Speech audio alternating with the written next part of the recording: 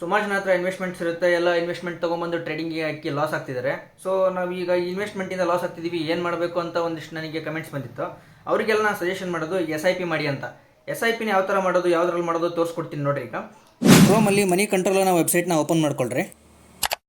ಈ website open ಮಾಡಿದ ತಕ್ಷಣ ಇಲ್ಲೊಂದು ಟ್ಯಾಬ್ ಕಾಣಿಸುತ್ತೆ ನಿಮಗೆ. ಈ ಟ್ಯಾಬ್ ಒಳಗಡೆ ಇಲ್ಲಿ ಮ್ಯೂಚುವಲ್ ಫಂಡ್ಸ್ ಅನ್ನೋದು ಒಂದು ಟ್ಯಾಬ್ ಇರುತ್ತೆ, ಇದನ್ನ ಓಪನ್ ಮಾಡ್ಕೋಬೇಕು. ಇಲ್ಲಿ ಕೆಳಗಡೆ ಮ್ಯೂಚುವಲ್ ಫಂಡ್ ಸ್ಕ್ರೀನರ್ ಅಂತ ಬರುತ್ತೆ, ಇದನ್ನ ಓಪನ್ ಮಾಡ್ಕೋಬೇಕು. ನಿಮಗೆ ಈ ವಿಂಡೋ ಓಪನ್ ಆಗಿದ ತಕ್ಷಣ ನಿಮಗೆ ಇಲ್ಲಿ ಏನೋ ಕಾಣಿಸ್ತಾ ಇರುತ್ತೆ, ಬಟ್ ಇದು ಏನಂತ ಗೊತ್ತಾಗಲ್ಲ.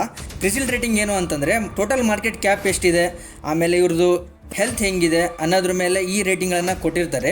AUM ಅಂತಂದರೆ ಅಸೆಟ್ಸ್ ಅಂಡರ್ ಮ್ಯಾನೇಜ್ಮೆಂಟ್ ಅಂತ. ಅಸೆಟ್ಸ್ ಅಂಡರ್ ಮ್ಯಾನೇಜ್ಮೆಂಟ್ ಅಂದರೆ ಟೋಟಲ್ ಮ್ಯೂಚುವಲ್ ಫಂಡ್ದು ಇನ್ವೆಸ್ಟ್ಮೆಂಟ್ ಎಷ್ಟಿದೆ, ಯಾವುದ್ರ ಮೇಲಿದೆ ಅನ್ನೋದು ಇಲ್ಲಿ ರೆಪ್ರೆಸೆಂಟ್ ಮಾಡುತ್ತೆ. ಇದು 1 ವೀಕ್ದು ರಿಟರ್ನ್ಸ್ ಎಷ್ಟು ಕೊಟ್ಟಿದೆ ಅನ್ನೋ ತೋರಿಸ್ಕೊಡುತ್ತೆ. ಇದು 1 ಮಂತ್ ಎಷ್ಟು ರಿಟರ್ನ್ಸ್ ಕೊಟ್ಟಿದೆ, 3 months, 6 months, 1 year, 2 year, 3 year, 4 year, 5 year, 10 year ತನಕನೂ ಇಲ್ಲಿ ರಿಟರ್ನ್ಸ್ ಎಷ್ಟು ಕೊಟ್ಟಿದೆ ಅನ್ನೋ ಡಾಟಾ ಸಿಗುತ್ತೆ ನಿಮಗೆ ಈ ವೆಬ್ಸೈಟ್ ಥ್ರೂ.